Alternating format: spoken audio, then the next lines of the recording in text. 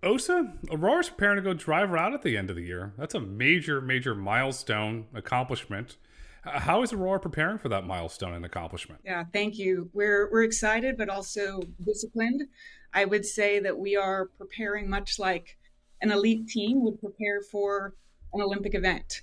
What I mean by that is not a lot of people pay attention to the pre-qualifying events, the hours of practice that go into becoming just a little bit better. But that's actually what we're doing every single day. We're practicing as a team, getting just a little bit better every single day so that we will be squarely ready for the main event. It was interesting you say that. I was watching a documentary on Bloomberg last night about Cal Ripken Jr. and Ripken Sports and how these children are becoming better and better athletes because they're getting exposure to these different environments. And Ripken Sports is something really, really cool in Aberdeen, Maryland. They actually recreated legendary fields, Wrigley Field, Yankee Stadium, Camden Yards, to have that child have that exposure, that realism.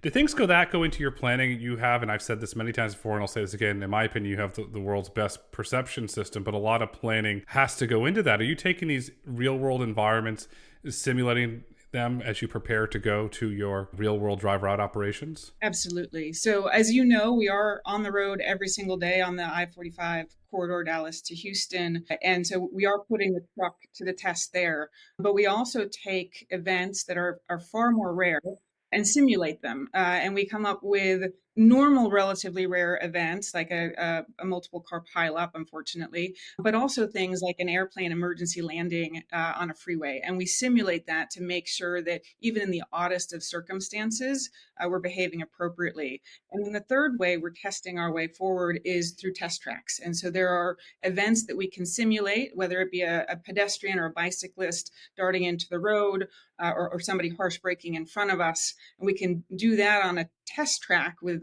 dummy pedestrians in a way that we could never do on public roads that give us the confidence that we are ready. You're leveraging the best of all three worlds. You have on road, you have track, and you have simulation. And I'm going to throw another ingredient into here because unfortunately Houston was just hit with a hurricane, and it's known to get hit with hurricanes. Texas has some weird weather. It gets really hot, it hails, it rains, it gets windy. How do you prepare for the unpredictable weather environments that could happen in Texas? Absolutely. So I'm based here in Dallas, Texas, and I'm very familiar with the weather patterns for better or worse. And while it may seem like it has unusually bad weather, Texas on the whole is actually a great place to learn to operate. And so not only did we have the weather storm come through Houston yesterday, and we're still seeing the effects of that, but we also had the solar eclipse. And so we find these as incredible data points. And for the record, the Aurora driver operated flawlessly during that total eclipse. And we gather information in rainstorms and any kind of weather that comes our way. The good news is it's largely sunny here. And so we have plenty of clear days to practice as well. The next solar eclipse, I was shocked to learn this because there's somebody who's a friend of mine, and I'll remain anonymous for this story. He told me the next solar eclipse is taking place over Disney World. And this person is actively trying to get hotel rooms and tickets, planning for this. I said, I don't want to be there because you already know the Magic Kingdom is already packed as it is. Can you imagine the Magic Kingdom on a solar eclipse? And this is my opinion. It's mayhem. I don't want to be there. No, thank you. I'll go when there's less people there. But that aside, when you're building the safety case that you have Nat Buse on your team, who's a phenomenal gentleman, does weather go into the safety readiness and goes into the overall safety case, where if you're looking at a meteorologist or you have a weather report say, hey, we're going to have high winds today, or there's a potential chance of hail, Aurora driver won't run, do you put all that weather planning into that safety case? Yeah, so we approve safety cases dependent on an ODD, operational design domain. And so in our very first ODD, it is clear weather that we'll be operating in. And so clearing those hurdles is much easier. We also have hurdles for wind, for rain, for hail. And one thing that we, are not yet testing yet, just given that we are practicing mostly in Texas, is snow and ice. We see that as inevitable, that these are just gates to further expansion of the ODD. It's just a matter of time, but we're collecting data on all fronts. It's fascinating. If you fast forward in time, no timeline on this, and you look to where the Aurora driver can operate in sleet, can operate in snow, you open up the Northeast, you open up the Port of Baltimore and the various ports in the Northeast, which creates a potentially very big business for yourself and your partners. One of your partners that you've had a long-standing relationship with has recently been expanded is Uber Freight. How is the relationship with Uber Freight impacting your planning for drive route operations? Yeah, thanks. The good news is we've been working with Uber Freight for several years, and they're a phenomenal partner. We enjoy working with them, incredibly talented team. And so the expansion of the Premier Autonomy program was really an inevitability of the work that we've been doing. I think the mutual trust and respect that we've built for each other allows us to open what we call a democratization of autonomy. And by that, I mean, we're making the autonomous technology, the autonomous vehicles available to carriers of all sizes. And through the announcement of this new program, we also get closer to those customers. So we learn more about their needs and over time can develop a product and services that are really designed for any unique elements that might be important to them. So very excited about this opportunity and what it means for the industry. To me, what you're doing, you're creating jobs. You're creating businesses. I could see a scenario in the future where you have a new industry called carriers as a service that operates as the Aurora driver, the platform that connects everything becomes Uber Freight. Do you see this Premier Autonomy program as a job creation program? Sure. I think everything we do in one way, shape, or form is creating a new economy and in turn, new jobs. So with Uber Freight, absolutely, we can see an expansion there. For Aurora specifically, I mean, I sit here in our command center. And so we're developing new roles, mission control specialists, remote assist specialists out at the terminals. We have evolving roles in terms of what it means to manage an autonomous based terminal. So we're really, really excited about the jobs that we're creating daily and that we'll continue to create through partnerships like the one we have with Uber Freight. You hit the nail on the head. You said the new economy. I call it an autonomy economy. Yourself, Aurora's going to create jobs. Uber Freight and Uber, for a matter of fact, are going to create jobs. Your competitors in the industry are going to create jobs. It's going to be really healthy for the backbone of the economy. There's certain reports that you read, oh, e-commerce is slowing. There's other reports you read, it just continues. But if you look at my household, you look at your friends' households, everything that can get delivered gets delivered. And if you bought it, it came to you on a truck. If you bought it, a truck brought it. It's very simple that way. When Aurora goes driver out, what are your customers expecting? Is there going to be any major significant change, or will it just be operations as normal? What can they expect? We hope, well, not just our customers, but the public at large is as excited as we are, that they see this as a bit of a moon landing, a really incredible inflection point in our transportation ecosystem. But we're also aware that it may just be seen as another day in America. Keep in mind that we are hauling freight autonomously already. We're well embedded into the logistics ecosystem. And so there's a chance that they just see it as another day and barely notice. Moon landing. I like that. That was a national televised event. Will the Uber driver out be a nationally televised event? Well, and then they had broadcast TV. Now we have YouTube. Will it be a live streamed YouTube event? I love that question. And I would just ask that you stay tuned. We are making official plans as we speak, and we will be very excited when the grand reveal does come. Okay, there you go. So then I'm going to subscribe to the Aurora YouTube channel, and I would encourage our listeners and viewers to subscribe to the Aurora channel as well. From a driver on the highway perspective, I have a request from the little kid in me that I asked Sterling this question as well. When will the Aurora trucks be able to play the honk game? You are not the first who's asked, and I would love for that to be a priority on our product roadmap. I will say that we put our customers' needs first, and we will solve those problems initially. But absolutely, it will be a wonderful day, and I think it's a when, not an if, when the Aurora driver can play the honk game. I can't wait. And then you're going to get a video that goes viral, and then perhaps you get more customers, you create more jobs. So that's just the value of that interactions there. The first lane that you're going to go driver out will be Dallas to Houston. After that, what lanes are currently on deck that you're currently exploring? Yeah, right. So Dallas to Houston is first. That's the I-45 corridor. Second is El Paso to Fort Worth. That's already officially lined up. And after that, as I mentioned earlier, we'll put our customers' needs in front when it comes to the roadmap. Our expectation, based on what we know today, is that we grow horizontally. That means to the east and to the west, reaching the eastern and western seaboards, and then over time, growing north. But the exact destinations will really be decided by the demand and needs of our customers. Do you see in patterns different types of freight being moved on different lanes? And if so, does does that impact your approach towards driver out? It's a fascinating question. It is something we think about a lot. We do serve many different trailer types, so reefers, intermodal, your standard 53-foot dry van, and we certainly see, just like freight operates today, that there are different use cases for each of those. Reefers in particular, there's urgency typically in that freight. And so the desire to go longer distances faster is more important.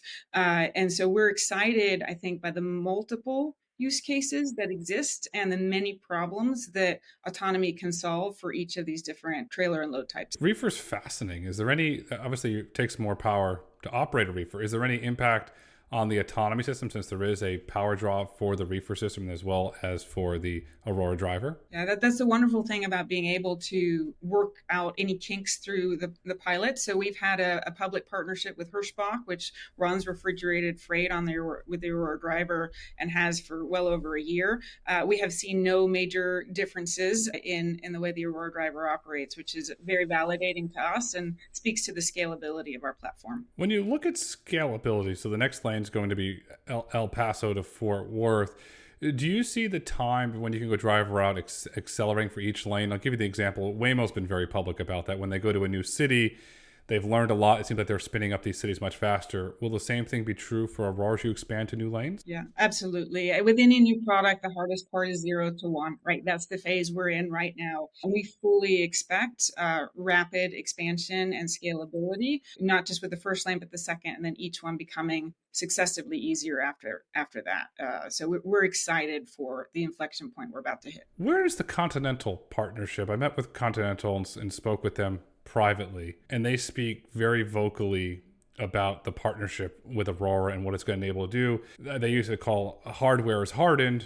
You can use that term. Hardware ready. You can also use that term. Where does that relationship with Continental fit to allow you to go driver out? So Continental is a wonderful partner and we enjoy working with them. They are going to be much more important in years out when we're operating at mass scale, meaning thousands of trucks. So what Continental is working on is really a design and a systems integration with the OEM so that the Aurora driver gets installed on the production line. And so Continental is a wonderful partner at this moment, but we're not dependent on them for driver out at the end of this year. And in addition, I think Continental plays a hugely strategic role as we scale both supply chain efficiency, safety standards, and internationalization. You made a very, very strategic acquisition years ago when you bought a LiDAR company. And as I said earlier, your perception system is second to none. What advantages does that, let's call it the Aurora LiDAR, give you as you're going driver out? Does that become a massive competitive advantage for you? Absolutely. We call it FirstLight LiDAR. It's long-range LiDAR. And by our estimation, it's the only LiDAR that can see at the range that we can see in the entire world. What I mean by that is 4 football fields in advance, we can see via our LiDAR very clearly whether it's dark or misty or foggy out. And just to put that in perspective, on a dark night driving down the freeway, if there's a pedestrian on the side of the road, we, the Aurora driver, can see that pedestrian 11 seconds faster than the human eye or a typical camera. Wow. 11 seconds. I'm going to put on my NHTSA administrator hat. And for the record, I have no interest in being NHTSA administrator, but I'm going to put my NHTSA administrator hat on. That seems that's a life-changing statistics, that 11 seconds. Are you messaging that to the public? Because if I'm sitting here as a member of the motoring public and I have my child in the car and I'm next to an Aurora truck or Aurora truck's coming the other way and I know that you could see 11 seconds ahead and that you're not distracted, to me, you just unlocked the most difficult thing to build, trust. Now I'd much rather be on the road with an Aurora driver than I would a traditional truck. Are you messaging that?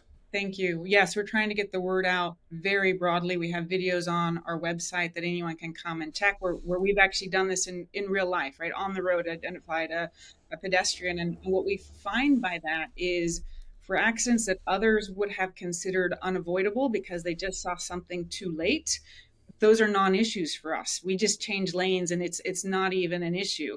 And to put this in a little bit of perspective, we took all the fatal collision data that exists for the I-45 corridor, that's the Dallas to Houston opening lane for us, over the past 5 years.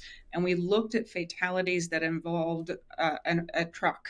And then we re-simulated those using the Aurora driver And in good news, we would have avoided every single fatality. That means that dozens of people that are no longer here today would still be alive.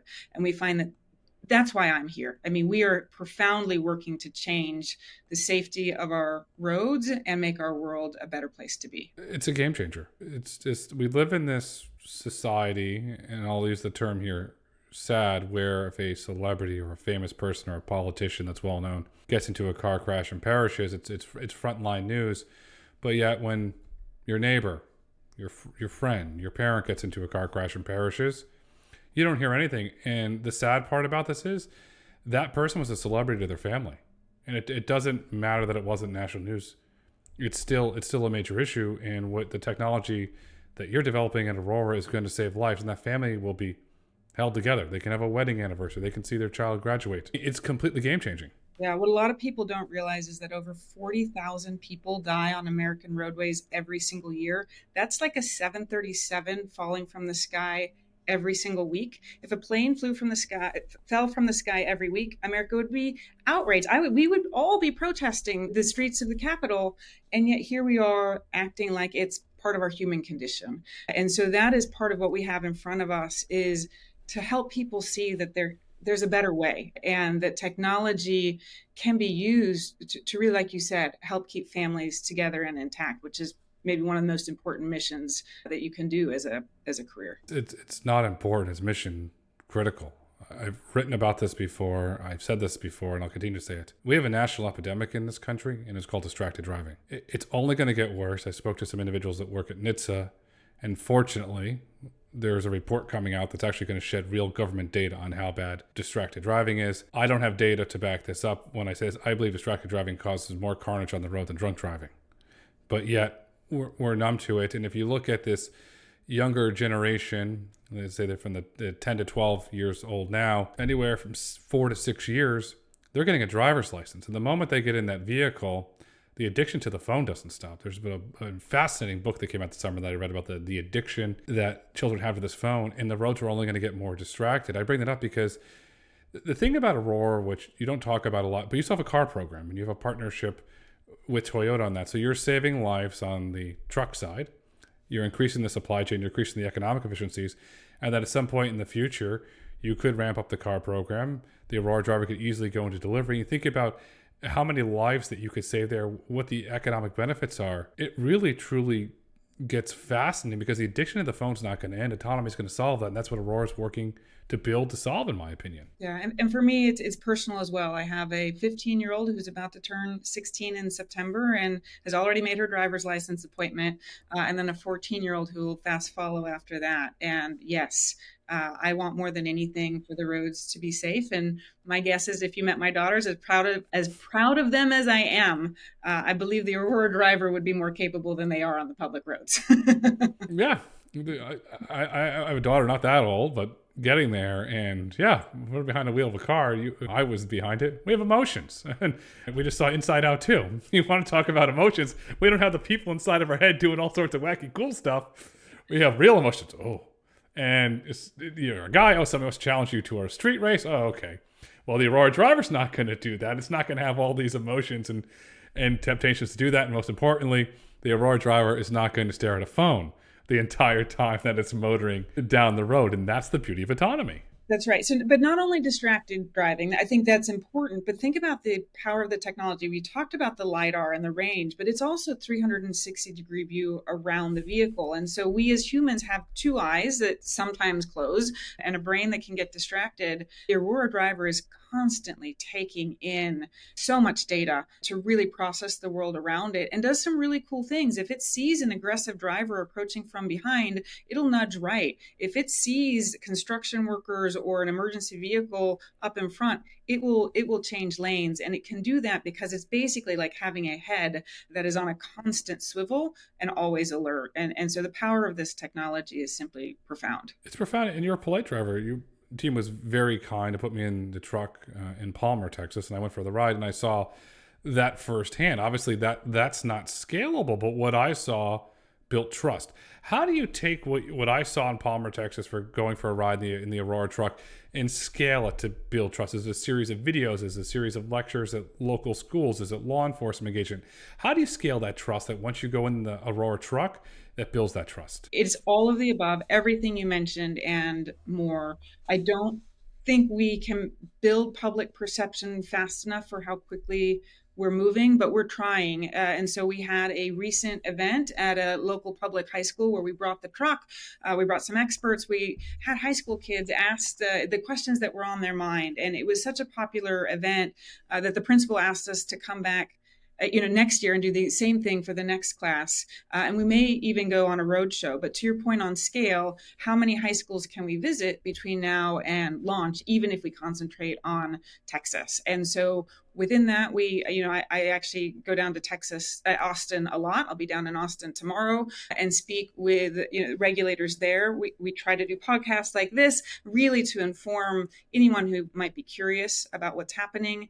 And to your point, make this a technology that people are proud to be a part of, that they do see this as an amazing American innovation that's designed to change lives, as opposed to something that might be a little bit foreign and scary. Yeah, that's a really good point. Now let's get into the fun of this. You expose that child to the truck. How many of those individuals or those children said, hey, I want to be an engineer. I want to build this. I want to go into autonomy. Did you have those moments? Absolutely. And as a fun fact, this is a Palmer High School that we went to. We actually have a Palmer High School graduate working at Aurora right now. We believe we are reshaping the transportation economy one new hire at a time. And it is really, really exciting. I would say the questions that we get from teenagers are fundamentally different than the questions we get from industry veterans or those who have been on the roads for decades. You could learn a lot from those children. They have incredible big ideas. There's that great children's book. This is for younger children. If I Built a Car. And this kid, he wanted to put an ice cream parlor in it, and he wanted to put a pool in it, and he wanted to do all these fun things. And then towards the end, he said, "What if I had a robot? Then I could have a hot dog machine in there, and I could eat hot dogs in the car, Joe." But it's that fun imagination that's unlocked there. As you move to go driver out, what role does infrastructure play? Does Aurora have to start a new company called Aurora Infrastructure, or what role does infrastructure play? Yeah, if you're talking about common road infrastructure, the Aurora driver does not require anything beyond what a human driver requires. So that's the good news. We don't need special roadways, special signs, lights, anything like that. We've really been designed to work as the world is today. That includes working with law enforcement as it exists today. We have a fantastic relationship with the Frisco Police Department, where they've already practiced pulling the Aurora driver over in autonomy and understanding what that would look like, how they would dial our command center, our 24/7 command center to speak to somebody. And so we believe we'll be fully immersed in American roadways as they exist in 2024. That said, there is infrastructure that we're building at our terminals. Our hope is that is a light infrastructure, a light touch, and there are a few nuances in terms of data offload and onload and calibration testing. But in the grand scheme of what's involved from an infrastructure perspective, it's very light. When you do the launching and landing, some terms, launch pad, landing pad, can you do that from a digital infrastructure layer, or do you actually have to build out physical infrastructure for that? It's geofenced, so it's very simple. We just need a launch and land pad that will fit an 18-wheeler. And once we have that defined, we'll geofence it. It will sync with the Aurora Driver app, and we can launch from virtually any location. It's very cool. That goes back to the whole theme of the company. To me, it's scalable. And if you look at, one part of the company is scalable, and then the other part of the company, you have massive set of redundancy through your partnerships and through the engineering that your team has built. On the redundancy standpoint, Aurora has partnerships with both PACCAR and Volvo on the OEM side. A lot of questions. When can we expect to see who's going to be the launch partner announced? Yeah, stay tuned. We're very excited about that announcement, but unfortunately not ready to make it today, but it's coming. So we'll keep you posted. Okay, that's fair. Well, we'll wait, and we got 50-50 odds, and that's the way I can say it. We could flip a coin. We don't know which way that's going to go. What advantage does Aurora have from having two OEM partners? Yeah, this has been part of our strategic design from the get-go. Just like we wouldn't want only one pilot partner. Only one OEM could limit the way we see and understand the world. And while there is rightly, diminishing returns to a wide variety of OEM partners, two on the trucking side and one on the passenger car side has given us great insight into what it will take to scale this across what we hope to be all the base platforms over a period of time. We've also, really benefited from the expertise of those partners and learn something from them every time we chat. So if there is capability to add, say, a third, a fourth OEM on the truck side as you scale? Yeah, I think in the long term, in timeline to be determined, but our putting our customers hat on first and serving their needs, our goal will be that ultimately the Aurora driver will be available on the base platform of their preference, if they have a preference. There's a lot of politics in trucking, as you well know. We're a dime, we're a Freightliner shop, we're a PACCAR shop, we're a Navistar shop. You have a lot of intricacy politics that you're going to have to deal with. That's the politics side. Then there's the practical engineering side. How are the Aurora engineers able to develop for all of these platforms, or do you have individuals inside of Aurora that specialize on the PACCAR platform, specialize on the Volvo platform? Yeah, so it depends on if you're talking about our software engineers or our hardware engineers. The good news on the software side is our platform is relatively um, uh, indifferent on the base platform. It works the same, and the transferability we've already seen, right, across Volvo and PACCAR, but also across Toyota. And so, from a software perspective, we can continue to develop regardless of what's underneath the vehicle. On the hardware side, there is, like you mentioned earlier, nuances between each partner. And so right now we believe, the three partners we have, if you include Toyota, are all creating meaningful value, but there is time and attention that needs to be spent with each partner. And so we want to scale thoughtfully. And right now we feel like we have a great set of launch partners, and we'll, continue to invest in those relationships to ensure that our customers get what they need. There's a lot of nuances in trucks, and firsthand, I give you a lot of credit. You got your CDL. What was that like?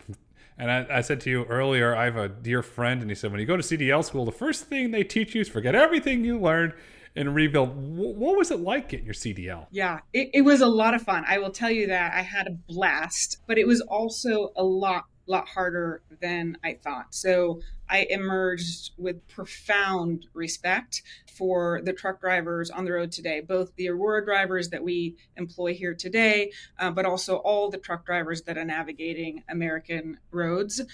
For me, start to finish, it took, I think I started in August and I was officially approved in March. It was well over 100 hours of training, and I learned so much along the way. This is fascinating. Now I'm going to have fun.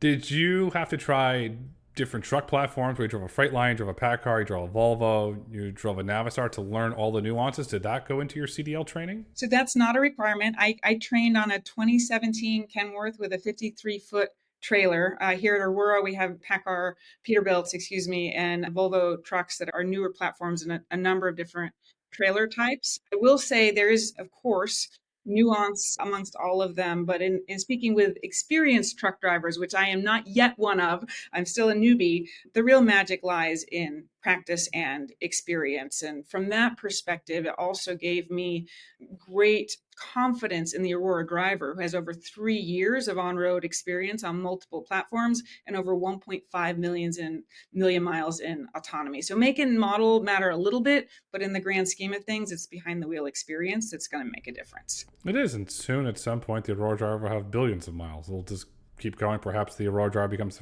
the world's first billion miler. We have the million mile driver, the 2 million mile driver, and perhaps the Aurora driver becomes the world's first billion mile driver. If you count our simulation work, we're already there, right? So we've absolutely driven billions and billions of miles in simulation. And yes, at the scale we're operating at, we will soon crest that in real world as well. Since you went through the CDL training, 100 plus hours of training, do you look at the Aurora business differently now? Yeah, as I mentioned, I think it made me a better leader. I believe the best leaders have profound empathy for their teams, which means they can relate and understand what their people are up to and worried about. And the operations team, the commercial operations team, rolls into me. And so just having a better understanding of what they're going through day in and day out, I think was greatly helpful and insightful. Also being able to speak a little bit more the language and the vocabulary that you just learn along the way and getting your CTL, everything from air brakes to pre-trip inspection to a number of other things you might see on the road. The other element that I think helps is just understanding, as you mentioned, the nuances of driving an 18-wheeler. It's not the same as a typical passenger vehicle, and there are a lot of considerations in terms of the weight of the vehicle, how quickly one can actually brake, harsh braking, the effects one has when changing lanes, and so there's a number of elements there that I think make me a more sophisticated steward of how we are progressing the Aurora driver. But in order to make a very long story short, I would say if you're talking about driving an 18-wheeler, I trust the Aurora driver a heck of a lot more than I trust myself. It's different. Yeah, I would too. If I had my CTL, I have emotions. The Aurora driver doesn't have emotions. It doesn't think about, are we getting a recession? Are we getting a hard landing, a soft landing? It doesn't think about what I think about all day is economic data. Let's dive into the economics of Aurora. Why are businesses wanting to partner with Aurora? Yeah, I mean, as we talked earlier, I think the safety benefit alone creates a fantastic use case to incorporate the Aurora driver into one's fleet. But the advantages actually only start there. That's the magic of this. So we recently published a report on sustainability and fuel efficiency and found that autonomous vehicles, including the Aurora driver, ought to increase fuel efficiency by 30%. That's pretty incredible. And that's just because a lot of times human drivers, through no fault of their own, do unnecessary acceleration, braking, their speed's not always constant. And so you'll see immediate fuel efficiency gains. We also talked about distance traveled. So you're not subject to hours of service limitations. And so freight that might take 4 days currently to cross the United States can get there in 3. And if you then multiply that times all the vehicles on the road and all the freight that's being factored in, you can see the ecosystem almost reshape as goods travel with greater speed and efficiency. So the opportunities are endless. And honestly, that's just the tip of the iceberg. Lower the cost of shipping goods. I was looking at having something shipped the other day to my home, and I got the shipping price. It was $395 to ship this thing. I think it weighed 60 pounds. It was a big object. I was like, holy cow, no, thank you. The object was $170. It was a foam board, and the shipping was $395. This is a flat out no thank you, but if it went on a truck that had the Aurora driver, perhaps with the 30% fuel savings, the other savings that come along with it, perhaps it was $200 to ship it. Okay, yeah, I'll do that because that's the value that autonomous trucking is going to unlock. It's going to unlock in a massive amount of cost savings.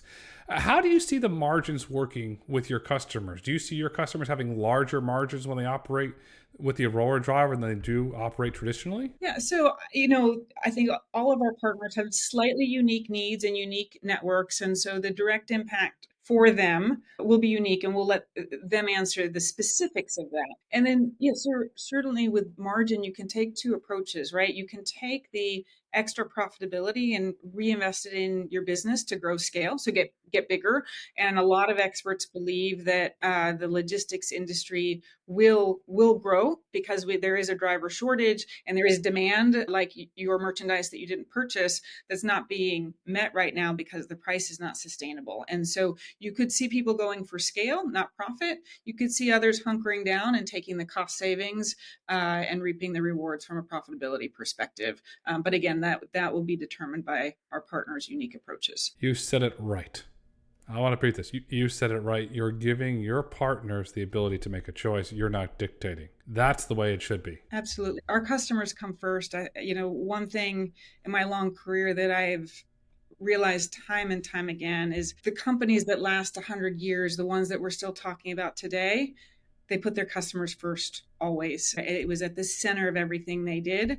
And that is partly why I'm here, is to make sure that we are listening, understanding, and developing the Aurora driver, not just for the needs of 2024, but for the needs of our customers for years and decades to come. There's a store in the Northeast, and I've interviewed Mr. Leonard Jr., Stu Leonard's, and for the record, they have the world's best, in my opinion, oatmeal raisin cookies. And when you go into Stu Leonard's, there's this big rock. My uncle actually made it for them, and it says the customer is always right. And then the rule, and rule 2, reread rule 1. And they built this whole philosophy about the customer is always right. And Stu Leonard's has grown in the Northeast into an extremely profitable business because they put the customer first. And there's a lot of other use cases with putting the customer first. And then unfortunately, when you see a company that doesn't put the customer first for a variety of reasons, which we saw with very publicly with Disney when they put all the restrictions around the parks and they raised the prices, it didn't work out too well. Bob Chapek was thrown out as CEO. Bob Iger came back. And now now the magic is back at Disney, or at least it's getting there, because you always have to put the customer first. And that's what Aurora is doing. What's Aurora's business model today? Is it licensing? And will you see that change as you scale? Let's say you have 3 lanes, 4 lanes, 5 lanes. Let's go fast forward. 10 lanes. Will the model change over time as you scale? Yeah, absolutely. Yep. And so right now we have really 3 go-to-market paths. One is direct and through as you correctly called it, a terminal as a service. So we are hosting the terminals and transporting freight on behalf of our customers directly between the terminals we talked about, Dallas to Houston, Fort Worth, El Paso. We also have a great relationship with Volvo that extends beyond the OEM relationship. They have a company called, or a subsidiary, I should say, VAS, Volvo Autonomy Solutions, where they are offering really driver as a service right now and working alongside of us to make that another option for customers. And then, of course, the third, which we talked about, is the Uber Freight Premier Autonomy program, which we talked about earlier and just launched. But we see that evolving even further over time, where you can see, if you think about it in terms of the airline industry, there are big, massive airline hubs. I live in one of them. DFW is one of the major airports in the world today. And you can see clusters of autonomous vehicles at these massive ports, if you will. We can also see very large carriers maybe designing their own, call it private plane airport, where it's a much more customized need and setup for them, where they get to control the endpoint destination. And we see those networks building out over time. And I'm super excited to sort of follow the path of demand and growth. And we're not being so rigid in our planning. We do like to plan at Aurora that we couldn't adjust based on what the market really wants from us. When you look at it from a terminal perspective, what you describe as music to the ears of Prologis, and Hillwood, and Blackstone, they're going to love what you describe because it adds another growth. Right now, Blackstone and Prologis are in this fight over data centers. Well, here's the new thing. Start building autonomous trucking terminals.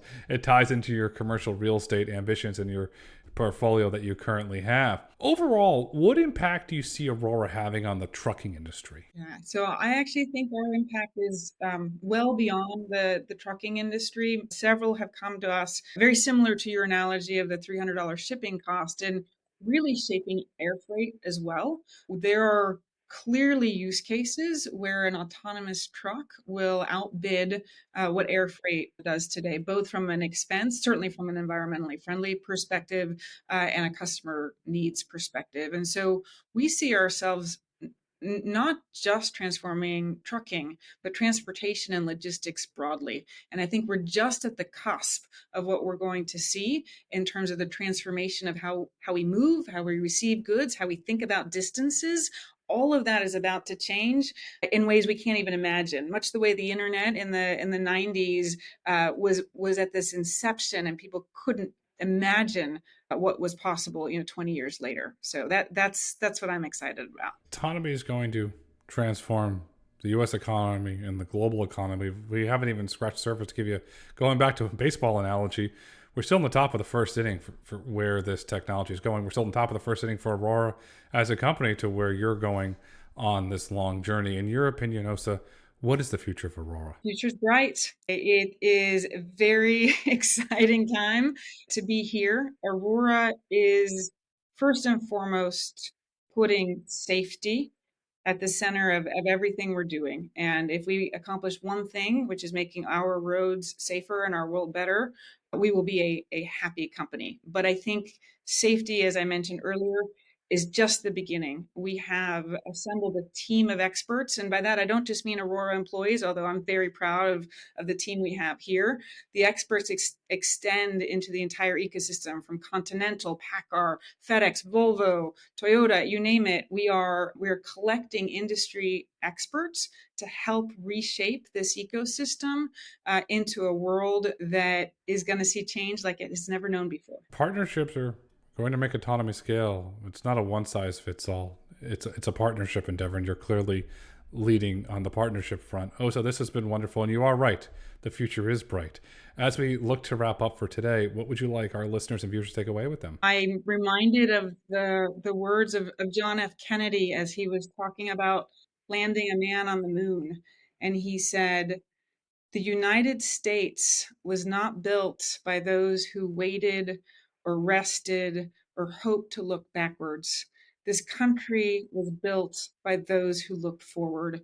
And that's what we are doing constantly every day. We're looking forward, we're taking it one day at a time, but we believe the change and the improvement that's in front of us is going to be amazing. And we hope people see autonomy the way they saw a moon landing, because it will be inspirational. President Kennedy said it right. Look forward. I'll add my own line. Look forward and build.